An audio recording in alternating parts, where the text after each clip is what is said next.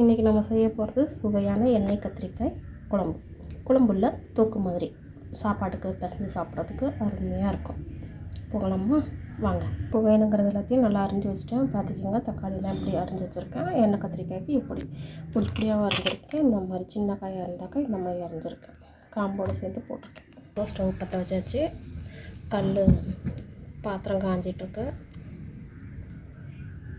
கம்மி தீயிலே வச்சுக்கலாம்.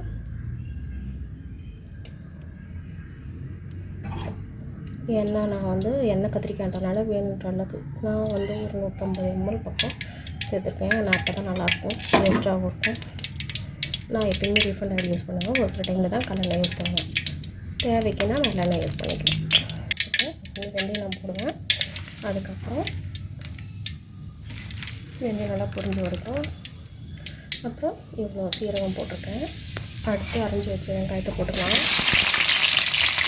நல்லா வணங்கிட்டோம். கரண்டி வச்சு நல்லா போட்டுக்கலாம். நல்லா வணங்கிட்டோம். தேவைன்னா சோம்பு போட்டுக்கோங்க. நான் தேவையில்லை, ஏன்னா ஜீரகமும் வெந்தயமும் போட்டுருக்கேன். அதுவே நல்லா வாசனையாக இருக்கும், டேஸ்டியாகவும் இருக்கும். அளவுக்கு வந்துருச்சு. அதனால் இப்போ அரைஞ்சி வச்ச கத்திரிக்காயை தண்ணியில் பிழிஞ்சு போட்டுக்கலாம்.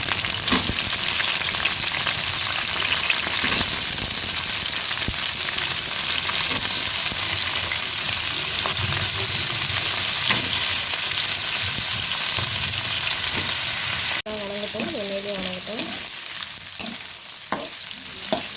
எல்லாம் வணங்கினதுக்கப்புறம் ஏன்னா உப்பு நான் போட்டுக்கிறேன். இதோடு சேர்ந்து நான் இடித்து வச்சுருக்கேன் இஞ்சி பூண்டை இதோட போட்டுக்கிறேன். உங்களுக்கு டேஸ்ட்டு கொடுக்கும். வேணும்னா நீங்கள் சேர்த்துக்கலாம். இது ஆப்ஷன்ஸ் தான். இது நல்லாவே வணங்கிடுச்சு. எண்ணெயிலேயே வணங்க விட்டுட்டேன். கத்திரிக்காய் பாருங்கள், இது அழகாக வணங்கிருக்கு. தீயாமல் இந்த மாதிரி நல்லா கிளறி விட்டுட்டே இருக்கணும். அந்த இஞ்சி பூண்டோட பச்சை வாசனை போகிற வரைக்கும் நல்லா வணக்கிக்கிட்டே இருக்கணும். நல்லா வாசனை அந்த இஞ்சி பூண்டோட ஸ்மெல்லு போகிற வரைக்கும் நல்லா வணங்கிச்சுனாக்கா அதுக்கப்புறம் நம்ம வெங்காயத்தெல்லாம் சேர்த்துக்கலாம். இல்லை கடிச்சிட்டு தான் சேர்த்துவேன்.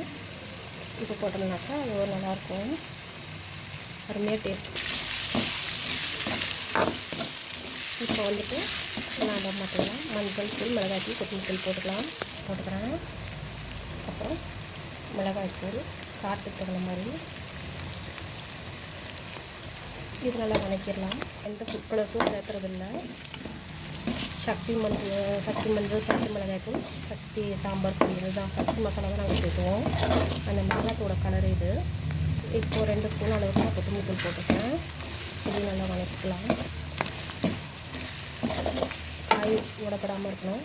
அதான் அரிஞ்சு வச்சு 3 பழமாக சேர்த்துருக்கேன். 3 பழத்தை போட்டுக்கலாம். இதையும் நல்லா இந்த தக்காளியோடு சேர்ந்து வேகட்டும். சும்மா லைட்டாக அடியோடு கலருவேன். நல்லா வெந்து இருக்கும். வேணும்னா தண்ணி தெளிச்சுக்கோங்க. தேங்காய் தண்ணியிலேயே இருக்கட்டும். வேணுன்ற அளவுக்கு தண்ணி ஊற்றிருக்கேன். காய் நல்லா வேகட்டும். இப்போ தேவையான அளவு உப்பு பார்த்தேன். உப்பு பத்தலை. உப்பு தேவைக்க நீங்கள் சேர்த்துக்கோங்க. வெந்து வரட்டும். வந்ததுக்கப்புறம் சூடான சாப்பாடில் பரிமாறிடலாம். நேரம் வெந்திருக்கும். 5 நிமிஷத்துக்கு மேலே ஆச்சு. பார்க்கலாம். அருமையாக ஆயிடுச்சு, ரெடி ஆகிடுச்சு. ஆஹா ஆஹா ஆஹா ஆஹா எவ்வளோ அழகாக இருக்குது பாருங்கள். எண்ணெய் கத்திரிக்காய் எண்ணெய் கரண்டு செம்மையாக சுடு சாப்பாட்டில் வச்சு சாப்பிட்டா அதில் அருமையாக இருக்கும். வாங்க பண்ணலாம்.